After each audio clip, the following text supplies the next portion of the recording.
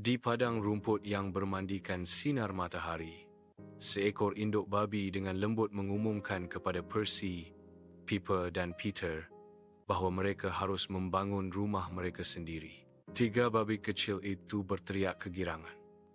Mata mereka berbinar-binar karena antisipasi petualangan yang menanti. Induk babi memeluk erat anak-anaknya. Momen kehangatan terakhir sebelum mereka memulai perjalanan terpisah mereka. Percy, Piper, dan Peter melangkah ke jalan setapak.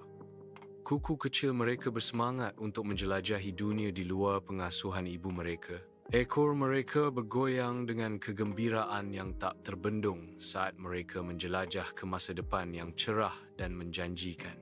Padang rumput berkilauan di belakang mereka. Perpisahan yang menyenangkan dengan masa lalu yang membina saat mereka melangkah menuju kemandirian. Percy asked, "Bolehkah saya meminta sedikit jerami untuk membangun rumah saya?" The man agrees, handing over hay. Percy dengan cepat membangun rumah jerami yang nyaman dan menari di sekelilingnya.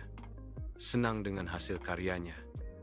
Di bawah sinar matahari yang cerah, the wolf menases. Babi kecil, biarkan aku masuk."